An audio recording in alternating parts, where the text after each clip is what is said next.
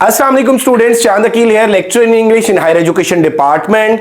बेटा आज की इस वीडियो में हम डिस्कस करेंगे एफपीएससी एसएसटी फीमेल्स की जो रिसेंटली 102 सीट्स अनाउंस हुई हैं उनके बारे में, और मैं आपको बताऊंगा कि इसकी क्लोजिंग डेट क्या है, इसका एलिजिबिलिटी क्राइटेरिया क्या है, इसके लिए अपर एज लिमिट क्या है, और आप लोगों को यह भी मेरा बेटा मैं बताऊंगा कि इसका पेपर पैटर्न क्या होगा और किस तरह से आप लोग तैयारी करें तो आप लोग श्योरली इस टेस्ट को क्रैक कर सकते हैं। So this video will be very beneficial for you. Complete video देखिएगा, वन बाय वन चीजों को डिस्कस करते हैं। Let's discuss the thing. यहां पे मेरा बेटा जैसा कि आप देख सकते हैं एफपीएससी एसएसटी जॉब्स, तो एफपीएससी में जो एसएसटी की जॉब्स हैं बेटे वो बुनियादी तौर पर 17 स्केल की हैं। और ये बात मैं आपको क्लियर करता चलूं कि पंजाब के अंदर जो सेकेंडरी स्कूल टीचर यानी एसएसटी की जॉब्स होती हैं वो 16 स्केल होता है उनका, और एफपीएससी के अंदर एसएसटी का 17 स्केल है। और इसमें जैसा कि आप देख सकते हैं मेरा बेटा के इस स्लाइड पे बीएड नेसेसरी आर नॉट सबसे ज्यादा पूछा जाने वाला क्वेश्चन। तो बेटे मैं आपको बताता चलूं कि 16 years of education, 16 years of education का मतलब यह है कि आपका बीएस हो या आपका मास्टर्स हो, आपकी 16 इयर्स ऑफ एजुकेशन होनी चाहिए।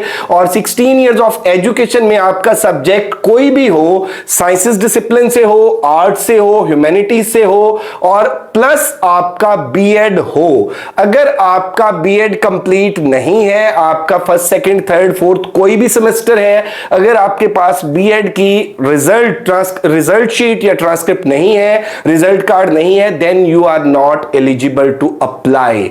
इससे कोई फर्क नहीं पड़ता कि आपने एमफिल किया हुआ है, इससे कोई फर्क नहीं पड़ता कि आपने 2 3 4 सब्जेक्ट्स में मास्टर किया हुआ है। पिछले 2-3 दिन से मेरा बेटा बच्चे जो कंटिन्यूअसली क्वेश्चन कर रहे थे, सबसे ज्यादा पूछे जाने वाला जो क्वेश्चन था वो ये था कि सर बीएड नेसेसरी है या नहीं। तो बेटे बीएड नेसेसरी है, बीएड के बगैर आप एलिजिबल नहीं हैं। उसके बाद मेरा बेटा जो बहुत फ्रीक्वेंटली क्वेश्चन पूछा गया वो आई डोंट नो कि किसने बच्चों को यह गाइड किया है कि अगर आपका 2 सब्जेक्ट्स में मास्टर्स है तो आप एलिजिबल हैं विदाउट बीएड। तो बेटे याद रखिएगा, आपका चाहे जितने मर्जी सब्जेक्ट में मास्टर्स है, अगर आपका बीएड नहीं है तो यू आर नॉट एलिजिबल। तो एलिजिबिलिटी क्राइटेरिया क्या है एकेडमिक्स के हवाले? एलिजिबिलिटी क्राइटेरिया बेटे एकेडमिक्स के हवाले से क्या है? 16 years of education plus BEd, और वो बीएस या मास्टर्स आपका किसी भी सब्जेक्ट में हो प्लस आपका बीएड हो। अब इक्विवेलेंस की हम बात कर लेते हैं, तो जो आप ऐड देखेंगे उसमें ऑब्लिक के साथ इक्विवेलेंस मेंशन है। अगर आपका एजुकेशन में मास्टर्स है या एजुकेशन में बीएस है तो आपको फिर बीएड की या एमएड की जरूरत नहीं है। आपकी मास्टर्स इन एजुकेशन की डिग्री या बीएड ऑनर्स की डिग्री या आपकी बीएस एजुकेशन ऑनर्स की degree at the same time professional degree को भी मेरा बेटा उसको भी फुलफिल करती है, और वो आपकी एकेडमिक क्राइटेरिया को भी फुलफिल करती है। सो अगर आपका मास्टर्स है एजुकेशन में तो फिर मेरा बेटा आप एलिजिबल हैं, या आपका किसी भी और सब्जेक्ट में मास्टर्स है अलोंग विद बीएड तो आप एलिजिबल हैं। उसके बाद मेरा बेटा यहां पे आप देख सकते हैं कि जो क्वेश्चन मैं एड्रेस करूंगा इस वीडियो में, जिन क्वेश्चंस के आंसर दूंगा, हाउ टू अप्लाई, कि आप अप्लाई कैसे करेंगे। उसके अलावा प्लेस ऑफ पोस्टिंग, एक जो मिसकंसेप्शन है स्टूडेंट्स में वो प्लेस ऑफ पोस्टिंग के हवाले से है, क्योंकि जैसे ही बच्चे फेडरल को देखते हैं तो उनके जहन में ये बात आती है कि ये जॉब सिर्फ शायद इस्लामाबाद में होंगी। तो मेरा बेटा प्लेस ऑफ पोस्टिंग जो है वो ऑल ओवर द पाकिस्तान है। याद रखिएगा, जहां जहां पे मेरा बेटा फेडरल के इदारे हैं वहां वहां पे आपकी एलोकेशन हो सकती है। उसके बाद अगर हम सिलेबस की बात करेंगे बेटे, सिलेबस डिविजनिंग मैं आपको बताऊंगा। वैसे मैं आपको बताता चलूं कि 80% जो है उसमें पेडागोजी होगी और 20% इंग्लिश ग्रामर होगी। अब बच्चे अक्सर ये पूछते हैं कि सर मेरा बीएस बायोलॉजी है तो मेरे सब्जेक्ट से कितने परसेंट आएगा? बेटे याद रखें, ये जो एसएसटी की सीट्स है इनमें आपके कोर सब्जेक्ट से कुछ नहीं आएगा। इसमें 80% जो है वो पेडागोजी यानी एजुकेशन से आएगा और 20% जो है वो इंग्लिश ग्रामर आएगी। क्योंकि मेरा बेटा इसमें डिफरेंट स्टडी बैकग्राउंड वाले स्टूडेंट्स अप्लाई कर रहे हैं। एक बच्चा जिसका एमए उर्दू बीएड है वो भी अप्लाई कर रहा है, एक जिसका बीएस बायोलॉजी है प्लस बीएड है वो भी अप्लाई कर रहा है, इंग्लिश बीएड वाला भी अप्लाई कर रहा है, इस्लामिक स्टडीज बीएड वाला भी अप्लाई कर रहा है। सबका मेरा बेटा टेस्ट सेम होगा और 80% टेस्ट जो है वो बीएड के कोर्स में से आएगा, पेडागोजी में से आएगा, और 20% जो है वो इंग्लिश ग्रामर से आएगा। उसके बाद मेरा बेटा हम एलिजिबिलिटी एलिजिबिलिटी क्राइटेरिया जैसा कि हम एजुकेशन के हवाले से डिस्कस कर चुके हैं। एज की अगर हम बात कर ले मेरा बेटा, तो एज का मैं आपको बताता चलूं कि 35 इयर्स, अपर एज रिलैक्सेशन जो है वो 5 इयर्स है, जनरल 30 इयर्स, तो ये मेरा बेटा 35 ईयर अपर एज लिमिट है। उसके बाद मार्क्स डिवीजन की अगर हम बात कर लें तो 100 मार्क्स का एमसीक्यूज बेस्ड ये पेपर है, और 100 में से 80 जो है वो पेडागोजी के होंगे और 20 जो है वो इंग्लिश के होंगे। हाउ टू प्रिपेयर, ये मेरा बेटा बड़ी इंपॉर्टेंट बात है।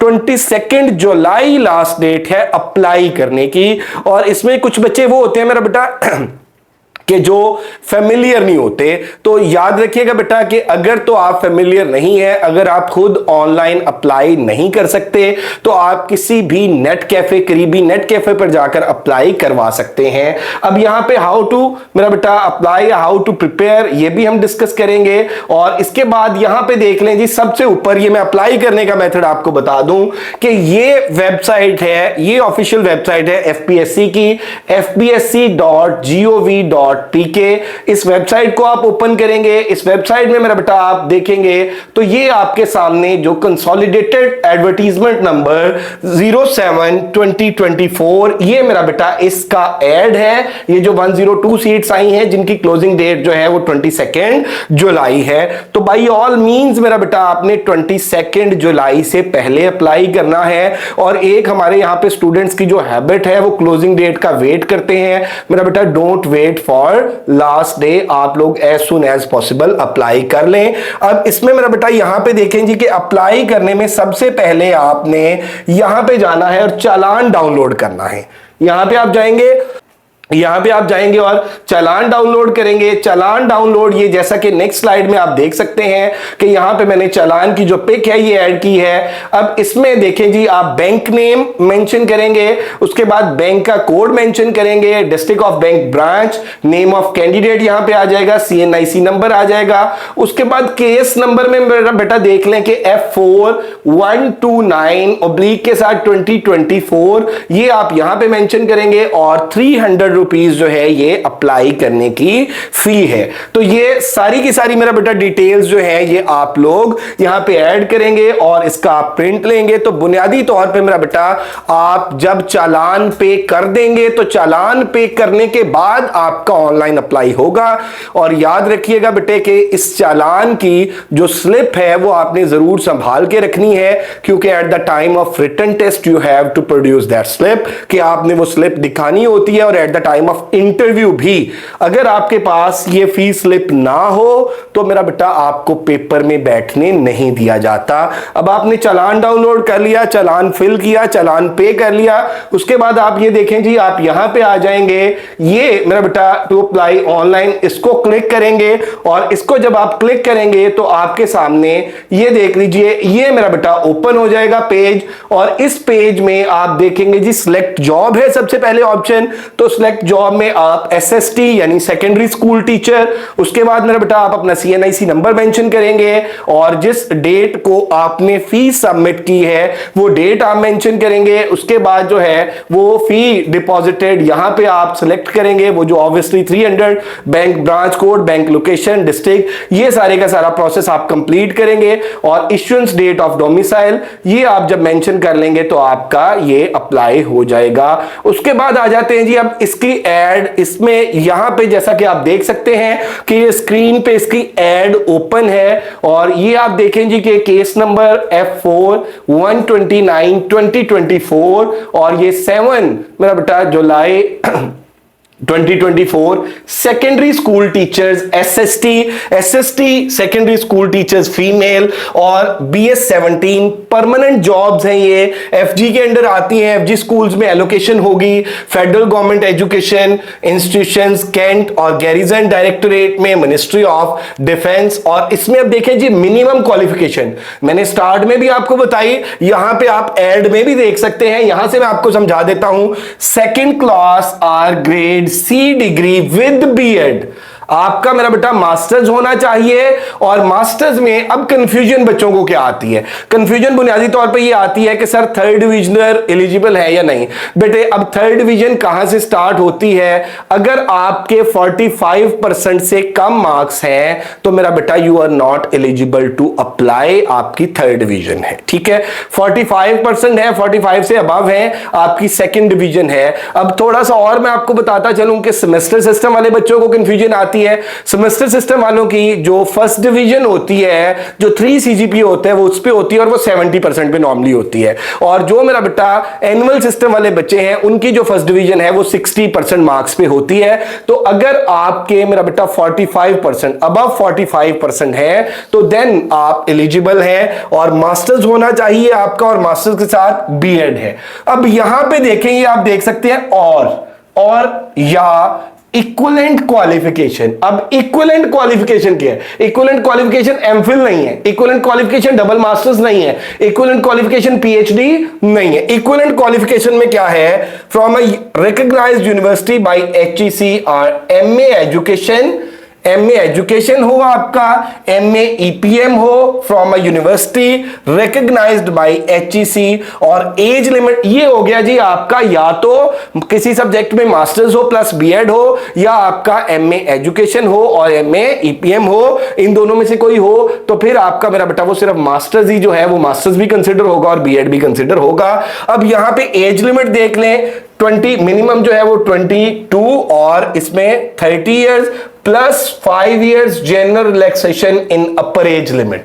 अब 5 इयर्स जो है वो जनरल रिलैक्सेशन है वो सबके लिए है। जब आप मेरा बेटा अप्लाई करेंगे तो एज के हवाले से भी कैटेगरी आएगी कि आप एज रिलैक्सेशन को अवेल करना चाहते हैं या नहीं। तो जो लोग गवर्नमेंट एम्प्लॉइज हैं, याद रखिएगा, कुछ लोग वो है मेरा बेटा जो पंजाब के एम्प्लॉइज हैं, गवर्नमेंट एम्प्लॉइज, तो पंजाब के जो एम्प्लॉइज है उनको पंजाब में तो मेरा बेटा ऑब्वियसली एज रिलैक्सेशन मिलती है, लेकिन फेडरल के कुछ डिपार्टमेंट्स में उन्हें मेरा बेटा उस तरह से एज रिलैक्सेशन नहीं मिलती, और जो फेडरल के एम्प्लॉइज है मेरा बेटा उनको एज रिलैक्सेशन मिलती है। बहरहाल मेरा बेटा अगर हम एक्सक्लूडिंग गवर्नमेंट एम्प्लॉइज की बात करें तो 35 ईयर जो है वो अपर एज लिमिट है। और इसके बाद मेरा बेटा आप यहां पे देख सकते हैं कि ये जो नंबर ऑफ वैकेंसीज हैं 102, अब इसमें देख लें जी कि फिर इनको डिवाइड किया हुआ है, all over the Pakistan students जो हैं वो इसमें अप्लाई कर सकते हैं। और आप चाहे किसी भी प्रोविंस से हैं, आप किसी भी डिस्ट्रिक्ट से हैं, किसी भी डिवीजन से हैं, you are eligible to apply. अब इनको मेरा बेटा सीट्स जो है उनको डिवाइड किस तरह से किया गया है? अब डोमिसाइल, ठीक है, अब डोमिसाइल में देख ले मेरा बेटा, यहां पे कोटा मेरिट 8, और इसमें पंजाब की अगर हम बात कर लें, पंजाब में मेरा बेटा आप देखें जी 51 ओपन मेरिट है। ओपन मेरिट की टोटल सीट्स जो है पंजाब की 51 है, ओपन मेरिट की 49 है, एंड माइनॉरिटीज और नॉन मुस्लिम कोटा, अब यहां पे माइनॉरिटीज की 1 सीट और नॉन मुस्लिम कोटा की 1 सीट, तो टोटल जो है पंजाब की 51 सीट्स हैं। 49 ओपन मेरिट पे हैं और 2 जो है वो माइनॉरिटी कोटा और इसके लिए है माइनॉरिटीज और नॉन मुस्लिम कोटा के लिए। यहां पे डिसेबल का एज सच कोई जिक्र इस हेड में नहीं है। उसके बाद देख रहे हैं जी सिंध रूरल के लिए, सिंध रूरल का ओपन मेरिट पे 11 सीट्स है, सिंध अर्बन 8 है, ओपन मेरिट की 7 है, माइनॉरिटीज और नॉन मुस्लिम्स जो है उसके लिए जो कोटा है वो 1 का है। केपीके की अगर हम बात कर लें तो open merit 11, Balochistan open merit 6 और एक्स फाटा जो है ओपन मेरिट 3। एजेके की आजाद जम्मू कश्मीर की बात कर लें तो 3 ओपन मेरिट है। इसके बाद आप देख लें जी इसमें 2 और 1 माइनॉरिटीज नॉन मुस्लिम्स है, एंड जीबी की अगर हम बात करें तो ओपन मेरिट 1 है। और ये देखें क्लियरली आप देख सकते हैं place of posting, place of posting जैसा कि मैंने वीडियो के शुरू में भी बताया, एनीवेयर इन पाकिस्तान। तो बेटा कुछ स्टूडेंट सिर्फ इस वजह से अप्लाई नहीं करते कि ये वाली जॉब्स तो इस्लामाबाद में होनी है और हम पता नहीं इस्लामाबाद में जाके जॉब कर पाएंगे या नहीं कर पाएंगे, और क्योंकि ये फीमेल्स की जॉब है, बेटियों की जॉब है, तो मेरा बेटा उनको काफी सारे ये वाले जो रिस्ट्रिक्शंस हैं, तो ये याद रखिएगा 17 स्केल की जॉब है, आइडियल जॉब है और एनीवेयर इन पाकिस्तान आपकी एलोकेशन हो सकती है और इसमें बाद में इस जॉब में आपका ट्रांसफर ट्रांसफर भी हो जाता है। तो ये है इसमें बुनियादी तौर पे जो क्राइटेरिया है एजुकेशन का, एज की हमने बात की, और इसमें नंबर ऑफ सीट्स की बात की, और सीट्स को जो डिवाइड किया गया किस तरह से, ओपन मेरिट की सीट्स पंजाब में कितनी है, केपी में कितनी है, सिंध में कितनी है, बलूचिस्तान में कितनी है, और जीबी में कितनी है, एजेके में कितनी है, वो सारी बातें हमने यहां पर डिस्कस की। और उसके बाद अब देखें जी कि टेस्ट की जो स्पेसिफिकेशन है, टेस्ट का जो सिलेबस है, और एक बात मैं आपको बताता चलूं कि ये वाली सीट्स जो है ये 2019 में भी अनाउंस हुई और 2022 में भी अनाउंस हुई, और उनका जो सिलेबस था वो सेम था, यही सिलेबस है। और इसमें आप देख सकते हैं जी ऑब्जेक्टिव टाइप टेस्ट होगा, एमसीक्यूज बेस्ड 100 एमसीक्यूज होंगे, इसमें 20 मार्क्स जो है वो इंग्लिश के होंगे, और पार्ट 2 में प्रोफेशनल टेस्ट यानी पेडागोजी यानी बीएड का सिलेबस, उसमें से 80 मार्क्स होंगे। अब पार्ट 1 जो है वो ग्रामर और sentence, grammar usage, sentence structuring, बुनियादी तौर पे देखेंगे आपको लगता है अपेरेंटली कि 2 बातें लिखी हुई हैं इसमें से 20 नंबर का पेपर आने, बेटा इन 2 बातों के अंदर पूरी की पूरी ग्रामर आती है। और उसके बाद ये टॉपिक्स देख लें जी, perspectives of education in Pakistan, school administration and supervision, planning and management in education, educational psychology, curriculum development and assessment, teaching methodology, classroom management, educational measurement and evaluation, research techniques in education, educational system in Pakistan, और उसके अलावा educational guidance and counselling. तो ये official इसका syllabus है।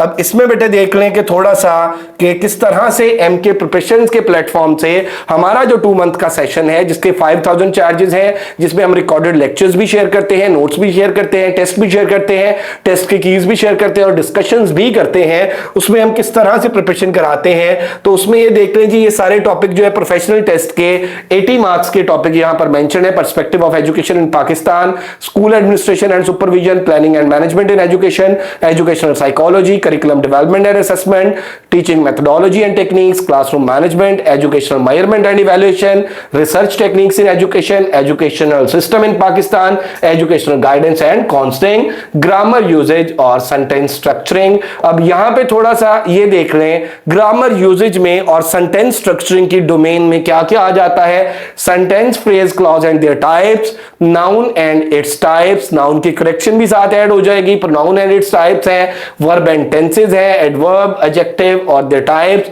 preposition and its usage, article, its types and usage, active, passive, direct, indirect, vocabulary के अंदर synonyms, antonyms आ जाएंगे, spelling errors आ जाएंगी, और इसके साथ idioms और phrasal verbs आ जाएंगे। और ये वाला जो पोर्शन है 20 मार्क्स का, इसके अंदर सारी की सारी ग्रामर कंप्लीट होती है। इसके अंदर मेरा बेटा आपकी 1 पेपर में जितना इंग्लिश का पोर्शन आता है वो भी, और इसमें जो पीएमएस का कंपोजिशन के पेपर में जो करेक्शन का पोर्शन आता है वो भी आपका क्लियर होता है। तो एफपीएससी ने एसएसटी के पेपर में ये 20 मार्क्स की जो है ये ग्रामर दी है। अब ये मेरा बेटा हमारा जो सिलेबस ब्रेकअप है एमके प्रिपरेशन का सिलेबस ब्रेकअप मेरा बेटा, अब मैं आपको बताऊंगा कि हम किस तरह से तैयारी कराते हैं, किस तरह से मेरा बेटा चीजों को स्ट्रीमलाइन करके आपको प्रोवाइड करते हैं। और अगर आप इस पैटर्न को फॉलो करें तो इंशाल्लाह श्योरली आप लोग अपना टेस्ट क्रैक कर सकेंगे। और अल्हम्दुलिल्लाह MK preparation is an established online institution, बहुत से स्टूडेंट्स यहां से तैयारी करके कामयाब हो चुके हैं। तो सिलेबस को अगर हम डिस्कस करें, पेडागोजी और इंग्लिश दोनों चीजों को मेरा बेटा अपने सेशन में हम पैरेलल चलाते हैं। और हमारा मेथड क्या है, हमारा मेथड मेरा बेटा ये है कि for example teaching techniques and methodology, हम इसका रिकॉर्डेड लेक्चर बच्चों को शेयर करते हैं और साथ इसके हैंडआउट शेयर करेंगे। और हैंडआउट्स के अंदर, नोट्स के अंदर सब्जेक्टिव भी होगा ताकि बच्चों के सब्जेक्टिव को पढ़ के और लेक्चर को सुन के कॉन्सेप्ट क्लियर हो। उसके बाद 1 लाइनर होगा इंपॉर्टेंट थिंग्स का, एक टॉपिक का, और उसके बाद उसके एमसीक्यूज होंगे। तो ये हमारी अप्रोच है, सब्जेक्टिव, 1 लाइनर, ऑब्जेक्टिव प्लस मेरा बेटा लेक्चर। तो इसमें होता क्या है कि नॉर्मली बच्चों की अप्रोच ये होती है कि जैसे ही उन्होंने देखा कि सीट्स आ गई, वो मार्केट के अंदर अवेलेबल जो ऑब्जेक्टिव बुक्स होती हैं उनको उठाते हैं और उनको क्रैम करना शुरू कर देते हैं। बेटा इट्स क्वाइट इम्पॉसिबल कि अगर आप लोगों का किसी चीज का कॉन्सेप्ट नहीं है तो आप उनके ऑब्जेक्टिव्स को तैयार कर पाए। पहली बात तो यह है कि इस तरह से रिटन टेस्ट क्लियर नहीं होता, और अगर आपकी एक्सट्रीम गुड लक है रिटन क्लियर हो गया तो मेरा बेटा बेटा जब तक आपके कॉन्सेप्ट्स नहीं है आपका इंटरव्यू क्लियर नहीं होगा। तो हम मेरा बेटा क्या करते हैं, रिकॉर्डेड लेक्चर्स अपने सब्जेक्ट एक्सपर्ट्स का और नोट्स के अंदर सब्जेक्टिव वन लाइन और ऑब्जेक्टिव होता है। और इसी तरह से मेरा बेटा सेंटेंस, फ्रेज, क्लॉज और देयर टाइप्स, ये इंग्लिश का टॉपिक है, इसकी भी हमारी सेम मेथोडोलॉजी है कि हम क्या करते हैं कि इसका रिकॉर्डेड लेक्चर और इसके साथ उसके नोट्स, इनके अंदर वो सारे कॉन्सेप्ट्स होते हैं, ये हम रिकॉर्डेड लेक्चर और अपने नोट्स शेयर कर देते हैं अपने पेड ग्रुप के अंदर। और फिर बच्चों के पास 2 दिन का टाइम होता है, उसे प्रिपेयर करते हैं और इस दौरान मेरा बेटा अगर उनका कोई क्वेश्चन होता है, कोई कंफ्यूजन होती है तो वो हमसे पूछते हैं, उन्हें हम आंसर करते हैं। 2 दिन बाद मेरा बेटा 7 PM पे ग्रुप में टेस्ट शेयर किया जाता है, 8:30 पे उसकी की शेयर की जाती है, 8:30 to 10 PM हमारे जो टीचर्स हैं रेलेवेंट सब्जेक्ट्स के वो उनको आंसर करते हैं। इसी तरह से जब एक टॉपिक कंप्लीट हो जाता है तो हम नेक्स्ट टॉपिक पे चलते हैं। नेक्स्ट टॉपिक जैसा कि आप देख सकते हैं क्लासरूम मैनेजमेंट एंड डिसिप्लिन है, verb tenses, subject verb agreement and correction है। तो बेटे इसमें बुनियादी तौर पे यहां पे हम डेट्स इसलिए मेंशन नहीं करते क्योंकि जो स्टूडेंट्स को टाइम हमने एलोकेट करना होता है, जो टेस्ट के दरमियान में गैप है, वो मेरा बेटा टॉपिक टू टॉपिक वेरी करते हैं। कुछ टॉपिक ईजी होते हैं, उनको ग्रास्प करना आसान होता है, इसलिए उसके लिए उन टॉपिक्स के लिए 1-2 दिन काफी होते हैं। कुछ टॉपिक्स जो है वो डिफिकल्ट होते हैं, ज्यादा कंसेप्चुअल होते हैं, पेपर पॉइंट ऑफ व्यू से ज्यादा इंपॉर्टेंट होते हैं, इसलिए मेरा बेटा उनके लिए कोई 3 से 4 दिन चाहिए होते हैं। तो ये टॉपिक टू टॉपिक हम अपने ग्रुप में बताते हैं कि इसके लिए कितना टाइम रिक्वायर्ड है और इस तरह से मेरा बेटा हम दोनों चीजों को पैरेलल लेकर चलते हैं, पेडागोजी को भी और इसको भी। नेक्स्ट ये क्लासरूम मैनेजमेंट के साथ वर्ब एंड टेंसेस का topic, testing, measurement and evaluation के साथ noun, pronoun and there types है, टेक्सोनोमीज, इसमें सारी टेक्सोनोमीज होंगी और उसके साथ एडवर्ब एंड एडजेक्टिव है, educational philosophy, preposition and article, educational psychology के साथ active voice, passive voice, curriculum development के साथ direct indirect, history of education के साथ वोकैब है, सिनोनिम्स एंटोनिम्स है। इंग्लिश यहां पे कंप्लीट हो जाएगी। तो जब ये कंप्लीट हो जाएगी तो हम यहां पे इसका ग्रैंड टेस्ट रखेंगे और बाकी ये जो पेडागोजी है यहां पर इसी तरह से चलती रहेगी।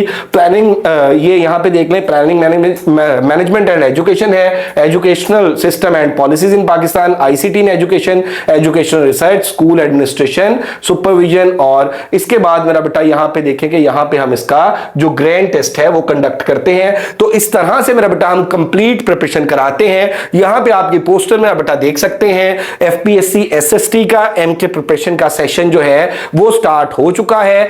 5000 मेरा बेटा हमारे पूरे सेशन के चार्जेस हैं। 2 मंथ का ये सेशन है और इसमें रजिस्ट्रेशन का मेथड मेरा बेटा ये होता है कि गिवन नंबर्स पे आप कांटेक्ट कर सकते हैं, गिवन नंबर्स पे आप अपनी फीस सबमिट करेंगे, फीस सबमिशन का स्क्रीनशॉट, अपना नेम, क्वालिफिकेशन ये आप शेयर करेंगे, फीस सबमिशन का स्क्रीनशॉट, नेम, क्वालिफिकेशन मेरा बेटा आप शेयर करेंगे तो आप लोग इस ग्रुप में ऐड हो सकते हैं। कांटेक्ट के लिए मेरा बेटा आप देख सकते हैं 034244700091, ये प्रोफेसर मुबश्शिर का नंबर है, 0333260505, ये मेरा बेटा मेरा नंबर है, माई सेल्फ चांद अकील, जैसा कि मैंने शुरू में बताया। इस तरह से मेरा बेटा हम कंप्लीट प्रिपरेशन जो है वो कराते हैं और इसमें बुनियादी तौर पे अगर कोई स्टूडेंट लेट ऐड होता है तो उसको जो प्रीवियस रिकॉर्डेड लेक्चर्स हैं, जो प्रीवियस नोट्स हैं, जो प्रीवियस टेस्ट हो चुके हैं, हम वो भी प्रोवाइड करते हैं। So if you are interested to join MK preparations, get yourself registered और पूरे सेशन के बेटे जो चार्जेस हैं वो 5000 हैं। Thank you very much, stay blessed, Allah Hafiz.